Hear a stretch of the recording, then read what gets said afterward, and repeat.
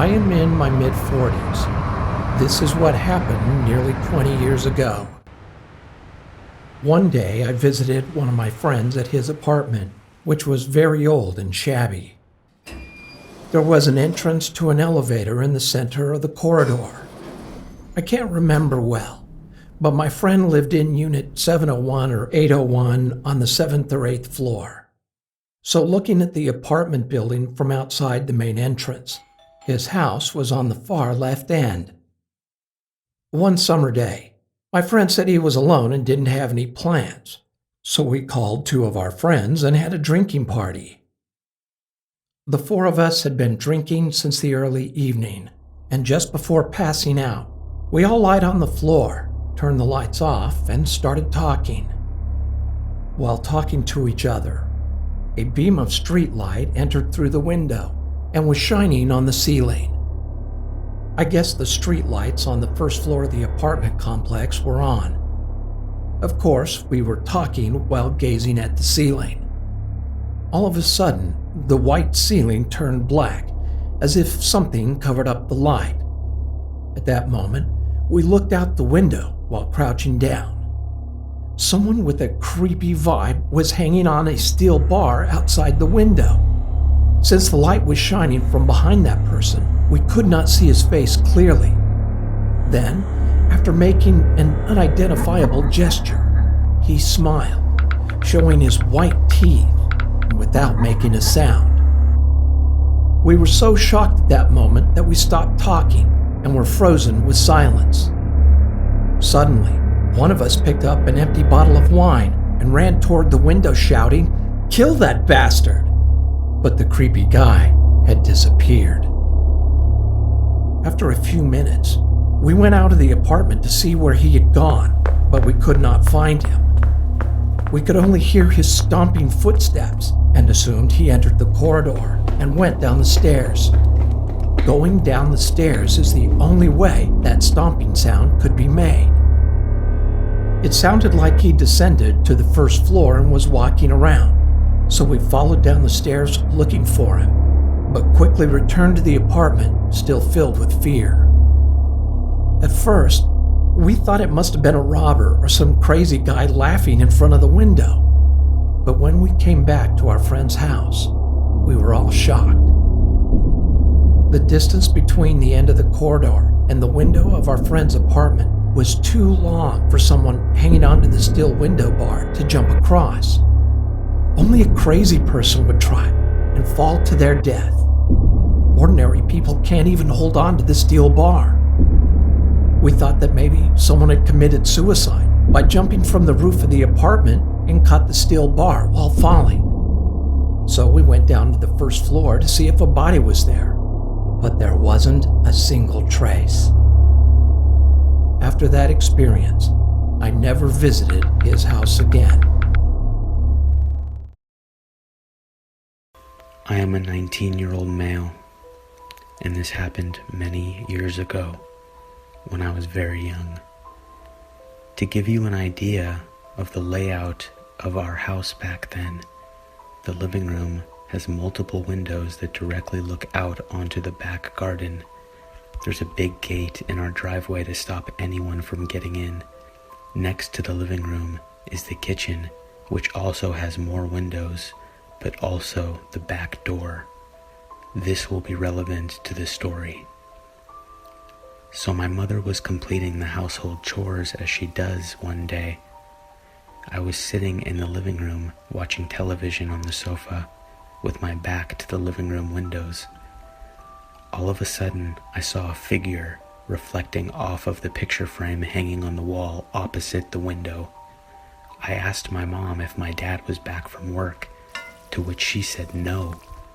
I'll never ever forget the look of horror on her face when I told her that yes, he was. He's in the garden. She looked outside the window and almost had a heart attack when she saw a scruffy looking but fairly built man outside the living room window. This didn't seem to faze him at all though. He psychotically smiled at my mother through the glass, and my mom asked him what he was doing on our property. He said nothing. with the same sadistic smirk on his face. She said that she was going to call the police, and what he said is one of the scariest things I've ever heard. He screamed at my mother through the glass that if she even got her phone out, that he would break the glass. She did not know what to do. She paused and tried to rapidly think of what to do next, how to keep us both safe. She wanted to protect me by calling the police, but she also didn't want him to hurt me if she did try to call them. As soon as he saw that she was terrified, he ran for the back door. Luckily, it was locked because my mom has always been a paranoid person, so she always locks the doors. He screamed at her to let him in, or if she didn't, he'd find a way in and kill us both. My mother told him to fuck off, which enraged him, and he pulled out a pocket knife and began bashing hard against the windows. I was still oblivious to what was happening, as I just thought it was my dad. I was very young. My mom frantically grabbed me, and I don't mean picked me up. She literally grabbed me off the sofa and booked it up the stairs. We were backing up in the upstairs hallway, looking for anywhere to hide, when my mom's younger brother popped out of his room with his headphones on. My mom didn't even realize he was home, and he clearly didn't hear the commotion downstairs because of his headphones. My uncle was 25 at the time and was really well built. He's intimidated a lot of people. My mom cried and told him that there's a guy who's trying to break in. While she's telling him this, that creepy lunatic screamed from downstairs that he was in the house. He said cynically, "Boogeyman is coming out to get you," which really freaked me out. It freaked me out so much that I actually remember that to this day. Anyway, since the guy didn't know my uncle was home, he kept yelling and telling us to come out and that it wouldn't be painful. My uncle told us to lock ourselves in the bathroom and call the police. We did, and after 5 minutes of groaning and blatant violence downstairs, the police stormed in and found the guy bloodied and my uncle on top of him, beating him mercilessly. My uncle really didn't hold back. Turns out that he was a known pedophile, which is why he was watching me for so long while I was watching TV. After that day, my mom was terrified to be home alone at the house. I loved it as a child because I found the running and hiding fun, obviously because I was young. I can never thank my uncle enough for being there at the right time when my mother clearly forgot that he was still home. It honestly gives me chills, wondering what he would have done to my mother and myself if my uncle was not there.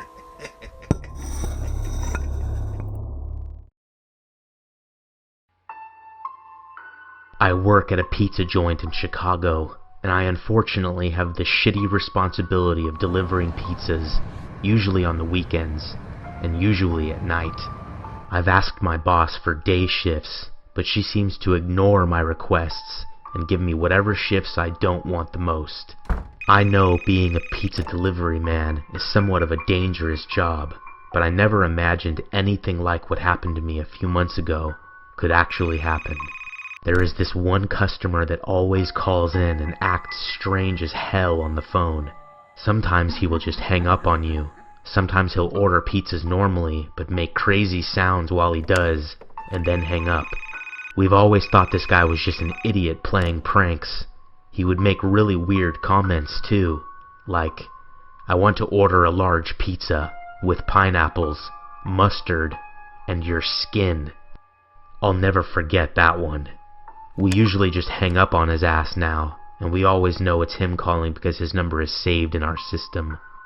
So he called again a few months ago and ordered a pizza normally. No bullshit, no weird comments or sounds, and gave his address too. I thought it would be interesting to finally deliver to this guy, and when I drove up to his house, it was something you'd see in a scary movie. An old as hell looking place right on the line where we don't deliver, not in the busy part of the city where most of our orders come in. The house looked like it was about 100 years old, and there were no lights on that I could see. I wasn't scared or anything, just looking forward to seeing what he looked like. When I went to the front door, I rang the bell, but it wasn't working. so I knocked. I realized I forgot the guy's soda and thought he'd give me shit for sure, or just freak out on me. Nobody answered right away, so I knocked again on this big door. He opened up after that second time. He was wearing this weird-looking mask around his mouth. Only his mouth. His eyes were opened wide, and I told him how much the pizza was, and that I was sorry I forgot the drink. He looked down, I think, and then said, "It's okay," and then looked at me again. I stood there looking at him for like 5 seconds in silence when I got bored of his shit and told him the amount again. He said okay, and then asked me, "Has anyone ever attacked me before?" I told him no, and if they did, they'd be sorry. He then took off his mask that was covering his mouth, and he had big-ass scars all around his mouth. I have no idea what they were from, and can't even imagine what they might have been from, but he looked seriously messed up. He smiled at me, and his lips were all cracked. I noticed he wasn't about to hand me some money, so I told him I was leaving. I turned around and started walking down the steps, and he screamed at me and slammed the door. This bastard was crazy, and I don't think any of his shit was to be funny. That final scream he gave me was creepy as hell, even though I kind of expected him to do something like that. He has called several times since then, and we always just tell him now that he is on our no delivery list. He usually just screams and hangs up, or cusses out whoever is on the phone.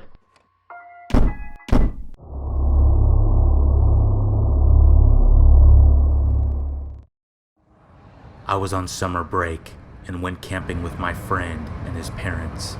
We went to the lake during the day and did the s'mores thing at night. His parents shared a tent while my friend and I had our own. I can't remember where the campsite was, and I'm not really in contact with my friend anymore.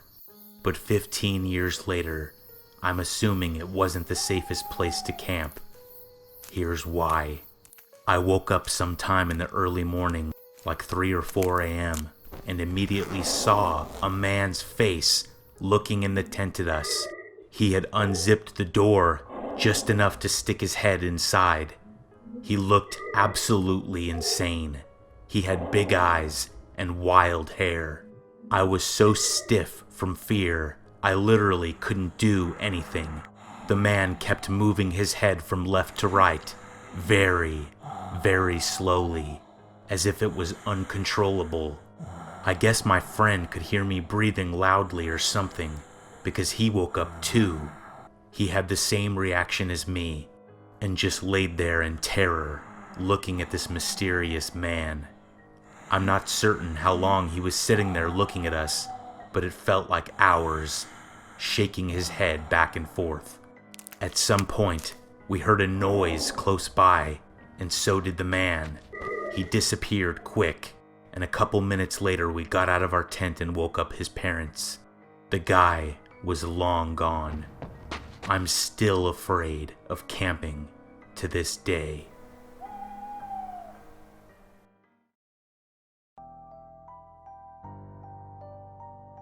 A few years ago, I was driving from Texas to Louisiana to help my dad move, when I stopped at this tiny, crappy motel right off the highway.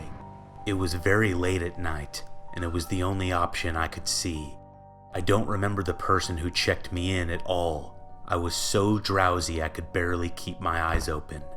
All I remember is sitting on the bed, kicking off my boots, and noticing that my room was connected to another room. I saw that the lock on that door was turned to the right, which looked like the locked position to me, and I fell backwards and passed out on the bed. At some point, I turned my body and laid on the bed fully. I don't remember when or how long I had been sleeping. Then, I was awoken in the most terrifying way imaginable. A sharp object was stabbed into my back. I screamed and rolled off the bed. I looked and just barely caught a glimpse of what looked like a very skinny man with long, greasy hair run through the door that connected our rooms. I was taken to the hospital after I ran into the parking lot screaming, and the paramedic removed a letter opener from my back. I never returned to the motel, and I have no idea what happened or who it was.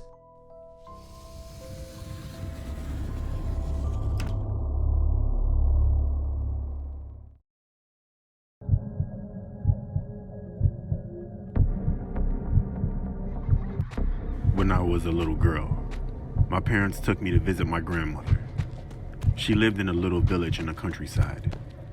Her cottage was very small and there was only one bedroom. My grandmother slept in one bed. My parents slept in the other, and I had to sleep on some cushions on the floor. We stayed there for a few weeks and I was troubled by terrible nightmares. Every night, I would wake up screaming. My parents tried to calm me down and asked me what was wrong. All I could tell them was that there was a man coming to get me. I can still remember the cause of my terror. Every night, I saw a shadowy figure emerge from behind the curtains in the corner of the room. He was a pitch black man. All I could make out was his silhouette. He was tall and he was hairy. I would watch in horror as he came crawling towards me with a sickening slowness. He came up to me and he whispered something in my ear. And just as I was about to scream, he would place a finger against his lips and whisper, "Shush, shush, shush." He tortured me every night to the point where I dreaded going to sleep. As time went on, he began to appear not only at night, but also during the day. One evening, we were all watching TV in the living room, and at some point, I happened to glance to my left. The curtain slowly drew back, and I saw the man standing there, staring silently at me. He raised his hand, put his finger to his lips, and whispered, "Shush, shush, shush." I let out a horrified scream and immediately told my mother what I had seen. She got up and went over to the curtains, pulling them back and forth, showing me that there was nothing there. But of course, by then, he had already disappeared. When the holiday was over, we went back to our apartment in the city and the nightmare stopped. After that, my grandmother would always come visit us. So we never went to her cottage on a vacation again. As time went on, I stopped thinking about the man and eventually forgot about him altogether. One summer, when I was 13 years old and my little brother was 5 years old, we went to stay with my grandmother again. My parents were in the kitchen, having a cup of tea with my grandmother. They asked me to get my little brother ready for bed. When I was preparing a mattress on the floor for both of us to sleep on, my little brother was sitting on one of the beds. I noticed that he was being usually quiet. When I looked up, I saw that he was staring at something. "What's wrong?" I asked. Then suddenly he jerked his head around and looked at me, his eyes wide with fear. He looked at me, pointing at the curtains. The shush shush man is standing there. Needless to say, my brother and I spent the night sleeping in the kitchen, and we never went to visit my grandmother's cottage again.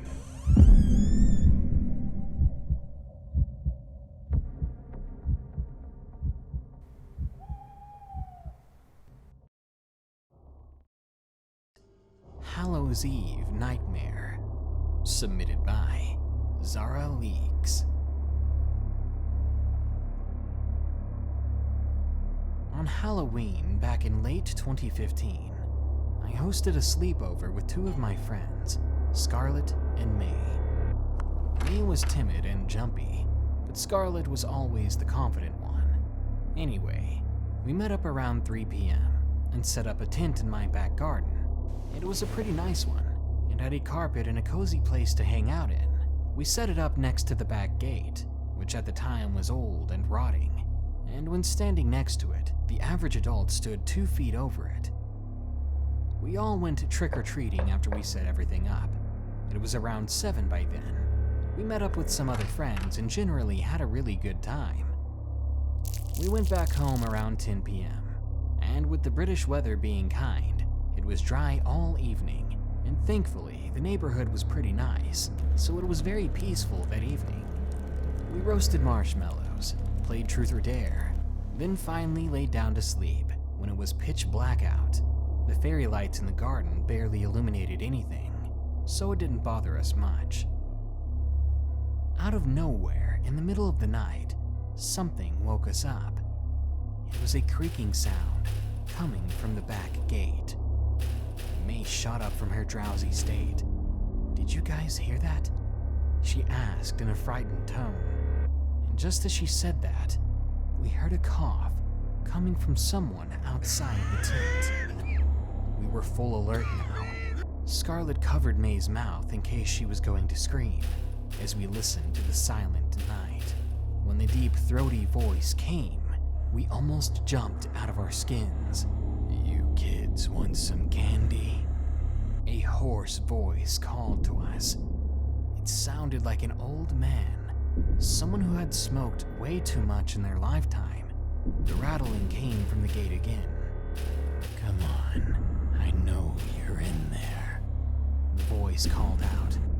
Tears formed in May's eyes, and I couldn't move. It was like my 13-year-old self was paralyzed. Scarlet looked at me and nodded. She showed me her fingers and counted down. That was when we were going to run. When she hit 0, we all made a mad dash back inside the house. I'll never remove that image from my mind. When I turned around, standing at my gate, I saw the man. He had gray, long hair. His beard was matted and disgusting, and he had the most horrific look on his face. It was like pure evil. He looked hungry, but not like a person, but more like a starving predator, as if he wanted to harm us that very moment. The bolt on the gate, luckily, was across, and as he tried, he couldn't get in. But behind those bars on top of my gate, I saw something gleaming in his hand. A butcher knife. There was no mistaking it. I gagged in fear as I saw it, and as we made it to the back door, I turned the key and we ran up to my mother's room. She didn't believe us at first, but after looking out of her window, she ushered us inside, locked her door, and called 999, which is our 911. I then heard knocking on my front door. He must have gone around to it, I thought to myself. But the knocking soon turned to banging, and I heard the old man cussing from just outside. When she heard the sirens, she got off the phone. Then I heard a single curse coming from the man before he stomped away. His footsteps disappeared into the distance when we heard a police car pull up. They never saw the man, therefore they never caught him. They didn't find him even after we gave all our statements. That quickly ruined our Halloween, and we all slept in the living room after that. Or rather, we pretended to sleep.